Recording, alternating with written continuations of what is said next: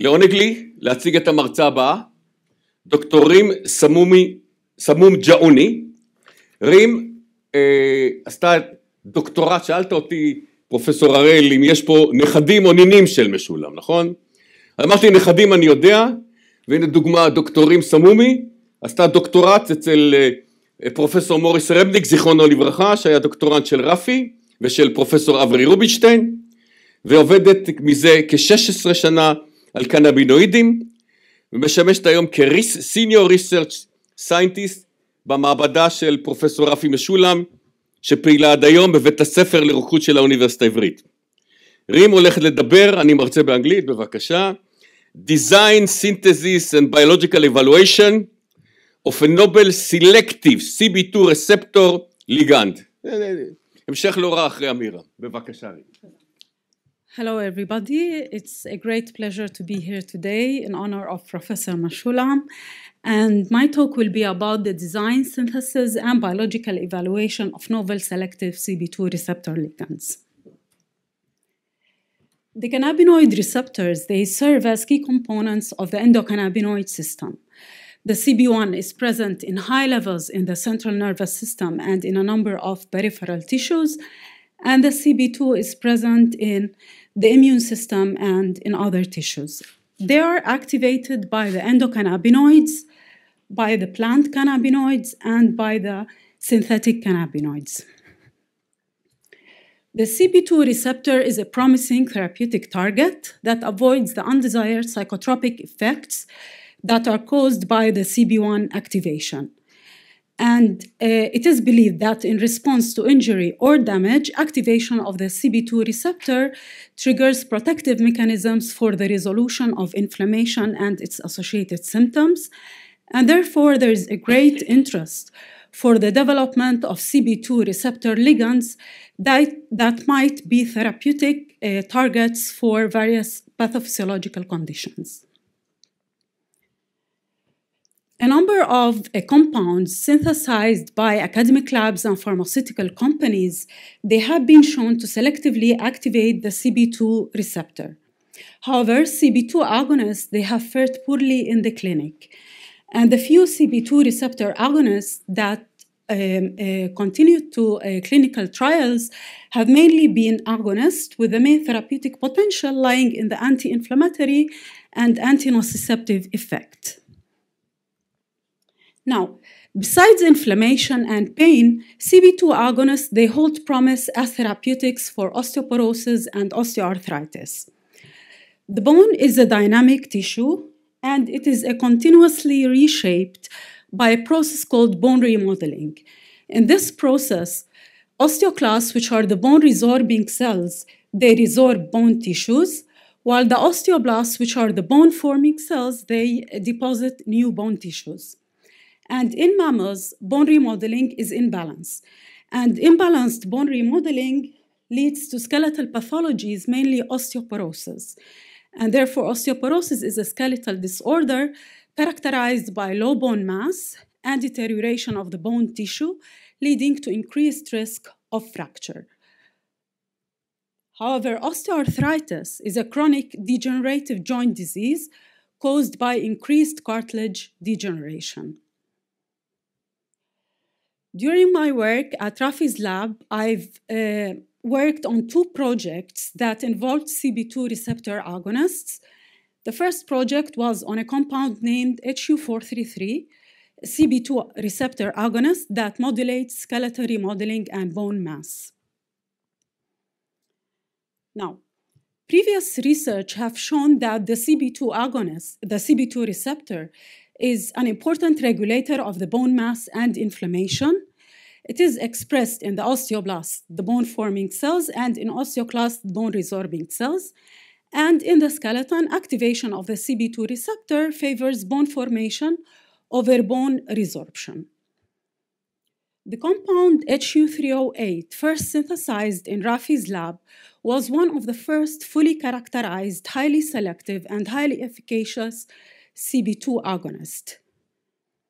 HU433, its enantiomer, was later synthesized also in our lab, following the same synthetic route reported for the HU308, Both of them are alpha-pinene-derived cannabinoids, and alpha-pinene is a major terpene in cannabis sativa.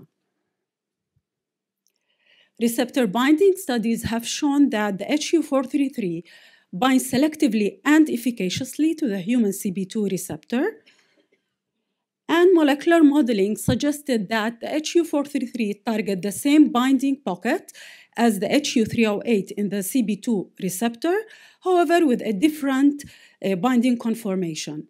The HU308 has a constrained binding pose, while the HU433 has a more extending conformation. In cell cultures, the HU433 stimulated osteoblast proliferation and reduced the number of osteoclasts and induced their apoptosis. And the ovariotomy-induced mouse model is the mostly used mouse model for osteoporosis. In this model, the ovaries are removed and the animals are left untreated for 6 weeks to allow for the animals to develop osteoporosis. Then the treatment is given daily for another 6 weeks to allow for the compound to rescue the ovariotomy-induced bone loss. And we can see here that the animals which were administered vehicle, they had around 55% decrease in the bone volume density compared to sham ovex mice. And the 20 microgram per kilogram HU433 completely reversed the induced decrease in the bone volume density. And this was associated with an increase in the trabecular thickness, an increase in the trabecular number, and an increase in the connectivity of the bones.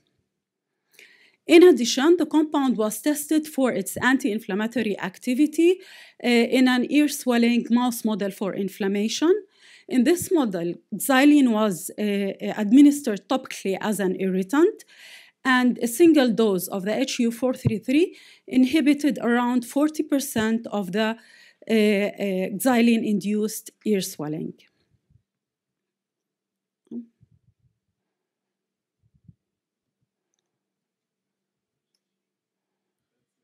Okay, so to summarize this part, HU433 is a selective CB2 agonist. It has high potency in osteoblast proliferation and osteoclast differentiation, and in mouse models for the rescue of ovariotomy-induced bone loss and ear inflammation. The second project that I've worked on was the novel class of CB2 selective ligands, their design, synthesis, and the evaluation of their therapeutic potential. And these are the fenchone derivatives.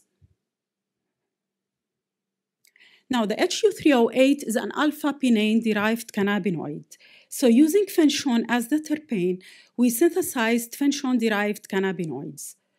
Fenchone is a minor cannabis terpene and is a constituent of the essential oil of fennel.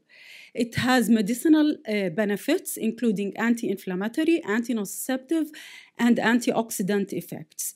And it is made up of 2 enantiomers, the D-fenchone and the L-fenchone, and both were used to synthesize the novel cannabinoid-like derivatives.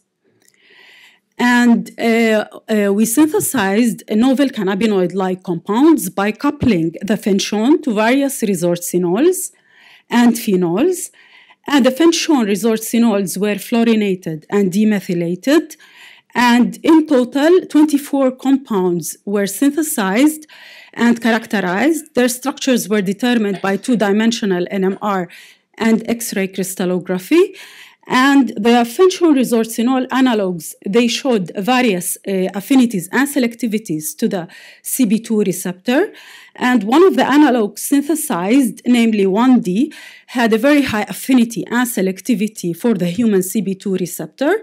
And in the GTP gamma binding assay and the cyclic AMP assay, this compound was found to be highly potent and highly efficacious CB2 agonist.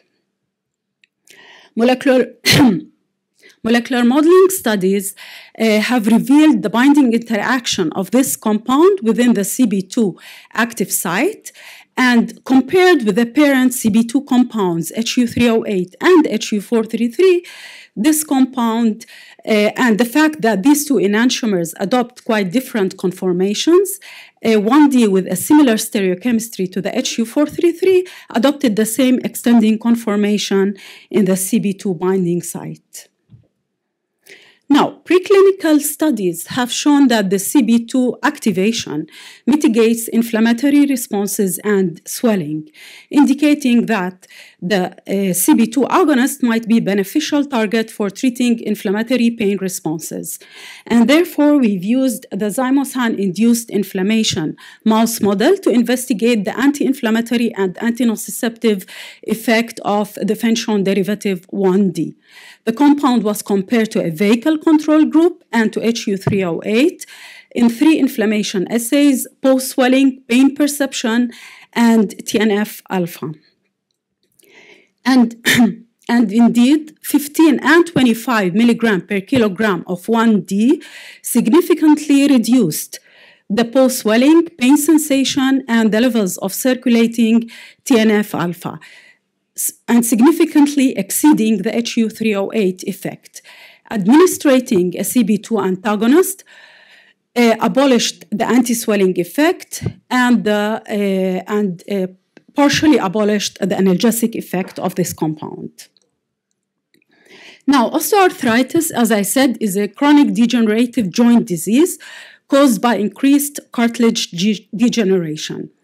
The meniscus is the C-shaped piece of cartilage in the knee, and a meniscus injury can lead to joint degradation and osteoarthritis.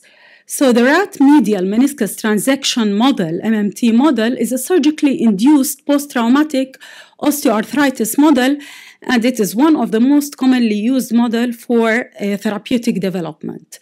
And we can see here that the vehicle group and the 1D at high and low doses and the positive control, which is the FGF18, they were intra-articularly administered after MMT, and 28 days following MMT, the joints were assessed for structural hallmarks of osteoarthritis.